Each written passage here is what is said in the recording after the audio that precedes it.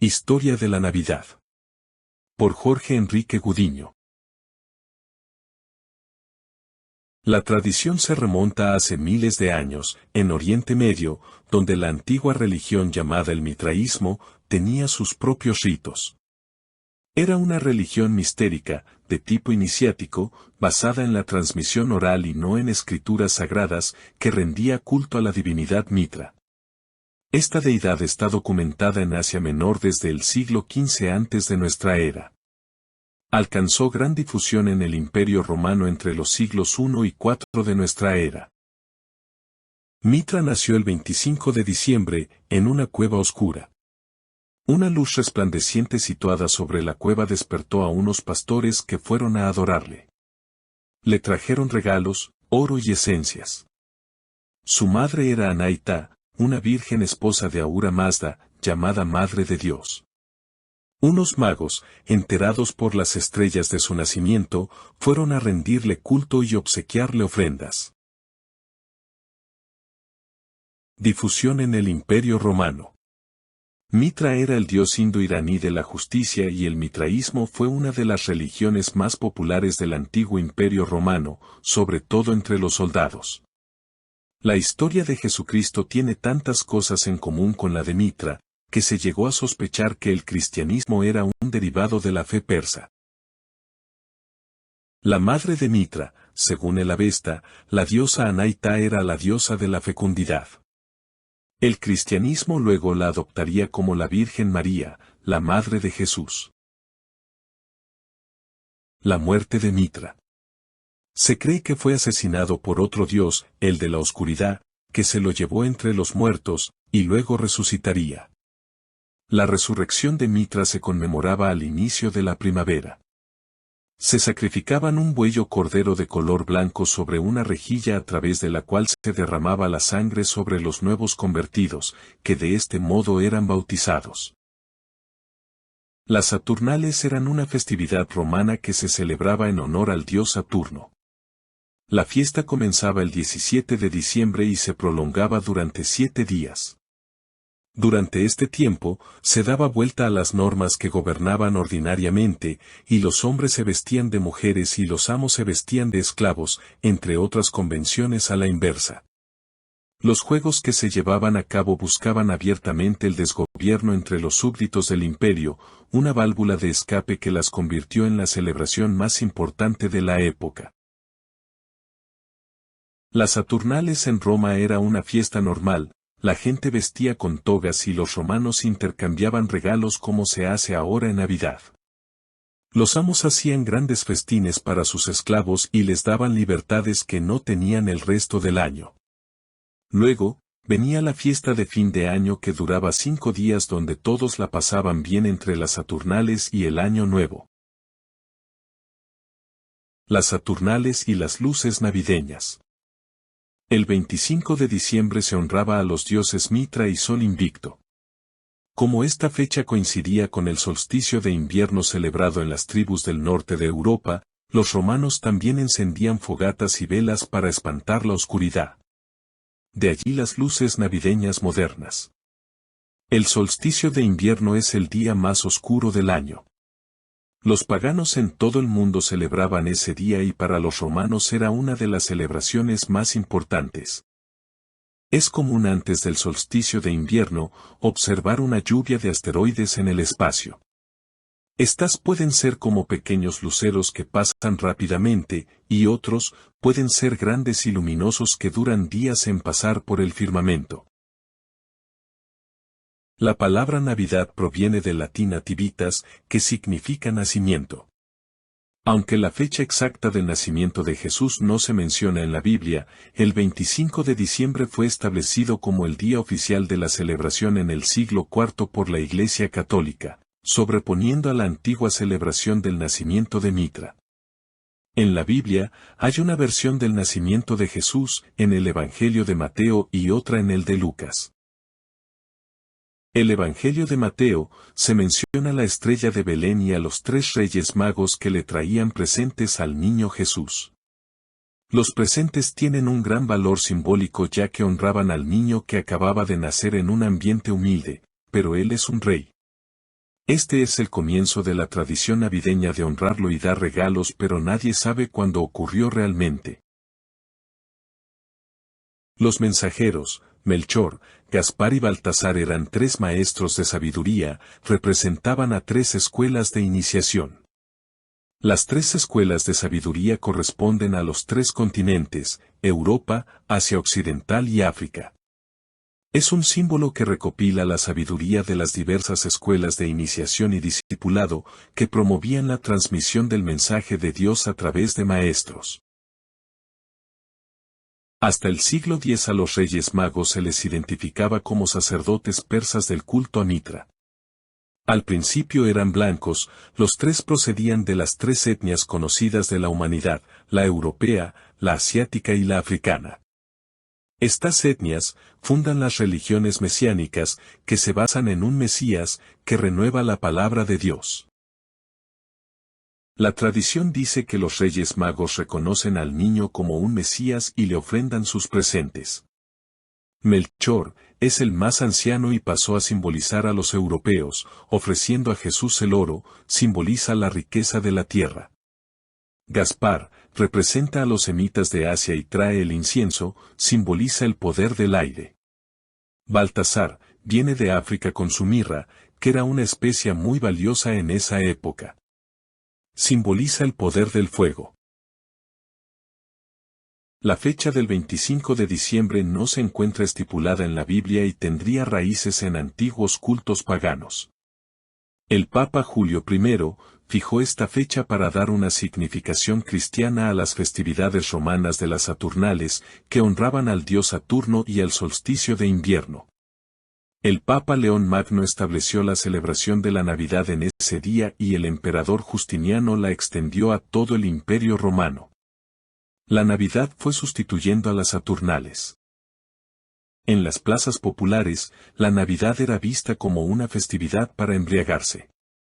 Esta manera profana de celebrar llevó a los protestantes a prohibirla en cualquiera de sus formas, pues era la más terrenal, desenfrenada y divertida de la Alta Edad Media, por eso fue prohibida. Entre los años 1400 y 1500, vemos que la Navidad resurge, y celebraban con grandes festines que incluían el intercambio de regalos, también se encendían las velas y grandes fogatas. En los templos, surgió la tradición de interpretar música sacra en latín. Entre el pueblo surgió la tradición de combinar la bebida con la música popular, y surgieron los villancicos, que eran una recreación de la música folclórica noruega. Se embriagaban tomando ponche, hasta quedar tendidos en el suelo. La Navidad nuevamente cayó en degeneración a mediados del siglo XVI, viviendo escandalosos comportamientos, tanto en Europa como en América. Extraños en la calle pedían comida y bebida o lanzaban piedras a las ventanas. Luego surgió un movimiento de la gente adinerada, con el fin de convertir la fiesta pública en una fiesta privada y familiar. En 1982 Clement Clark Morga, profesor de literatura griega y oriental, tuvo una idea que cambiaría la Navidad. Escribió un poema de 56 líneas que tituló La visita de San Nicolás. Depuró varias tradiciones de comienzos del siglo XIX, las combinó y agregó otras de su propia imaginación. Se inspiró en dos figuras navideñas legendarias del viejo mundo.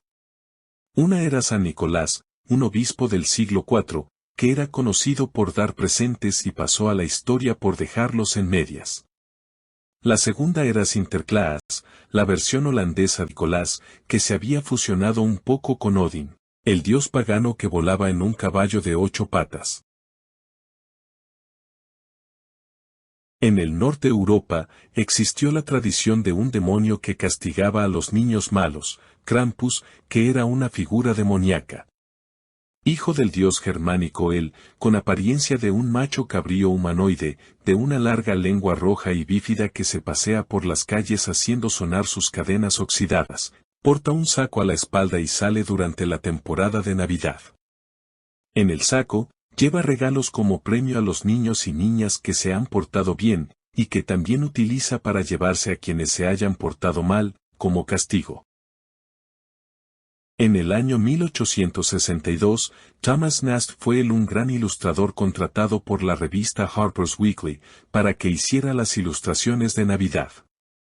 Él decidió transformar el enano alegre de Moore en alguien alto y grande, que se convierte en el abuelo con barba blanca, como imagen de alguien adinerado de la época victoriana, y vestía un traje rojo con ribetes blancos, botas negras, cinturón con hebilla y una pipa.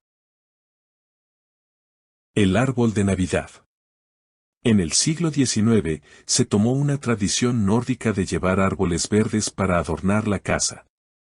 Se convirtió en el símbolo de la Navidad norteamericana, debido a una fotografía publicada el 23 de diciembre de 1848, sobre una imagen de la reina Victoria y el príncipe Alberto con su familia, alrededor de un árbol de Navidad, que era parte de la tradición alemana. 2 años después, se volvió a publicar con un par de alteraciones, eliminaron la corona y el bigote, para hacerlos parecer más regionales. En 1856 el presidente Franklin Pierce mandó a colocar uno en la Casa Blanca. Actualmente, el árbol es una tradición comercial navideña. En Estados Unidos se plantan más de 315 millones de árboles por año en unas 15.000 haciendas, eso representa un árbol para cada hombre, mujer y niño en el país. El árbol que más le gusta a los clientes es el abeto balsámico, porque cuando llegas a casa huele el árbol y para ellos es la Navidad. La novena de Navidad es una costumbre católica típica de Colombia y Ecuador, se reza durante los 9 días previos a la celebración de Navidad. Su invención se le atribuye al fraile Fernando de Jesús Larrea, quien vivió entre los años 1700 y 1733. Fernando también fue el autor de los villancicos Dulce Jesús mío, Claveles y rosas y Desde el alto cielo. Las luces navideñas. En el año 1988, una empresa americana sacó al mercado cadenas de luces de 24 bombillos por $12. Esta idea brillante se le atribuye a un operador que se inspiró en los paneles telefónicos de Nueva Inglaterra. Las primeras bombillas eran de vidrio grueso, luego se ofrecían con formas de muñecos de diversos colores. Inicialmente, los adornos navideños eran muestras artesanales regionales, la familia adornaba el hogar para el 24 de diciembre, junto con una cena de medianoche. A comienzos del siglo XX, Santa Claus y la Navidad volverían a transformarse. Ahora Santa Claus es una imagen publicitaria y la Navidad una época de bonanza para los comerciantes y para 79 millones de compradores. La cena navideña. El pavo era un alimento que los indígenas consumían en México y Estados Unidos, especialmente en las celebraciones del solsticio de invierno, la misma época en la que se celebra hoy la Navidad. Antes de la conquista, los aztecas celebraban el solsticio de invierno con una fiesta llamada Panquetzalistli. Durante esta celebración era común comer pavo. Debido al gran tamaño de este animal y su facilidad para engordarlo antes de las festividades, se convirtió en el plato perfecto para compartir en familia. En el Reino Unido reemplazó al ganso en la cena navideña. El texto, también conocido como Adoración a los Reyes Magos, es un antiguo manuscrito toledano que representa una obra dramática escrita probablemente en el siglo XII y considerada la primera obra teatral castellana y española. La obra cuenta cómo se forjó la leyenda de los 3 Reyes Magos durante la Edad Media, que según San Mateo recibieron el tratamiento de reyes por primera vez. En el siglo XVI que Baltasar aparece de raza negra. Un cuento de Navidad. Es una novela corta escrita por el británico Charles Dickens en el año 1843. Su trama cuenta la historia de un hombre avaro y egoísta llamado Ebenezer Scrooge y su conversión tras ser visitado por una serie de fantasmas en Nochebuena y la madrugada de Navidad. El relato es como una condena de la avaricia y un llamado a la integración familiar. Comercio frenético. Actualmente, la temporada navideña comienza luego del Día de Acción de Gracias, cuando se inician las promociones del Viernes Negro. Para muchos, este es el día de más actividad comercial del año. Se acerca la Navidad, por eso los grandes almacenes y los centros comerciales están decorados para atraer a los clientes. El Viernes Negro es una estrategia comercial para incrementar las ventas en determinada época, anticipando las compras de temporada. Con esto se logra una doble inversión por parte de los compradores que anticipan sus compras navideñas en artículos personales y para el hogar. Por supuesto, llegada la Navidad, vuelven a salir a comprar los regalos para la familia. Suscríbete a nuestro canal y mantente actualizado de nuevos videos culturales.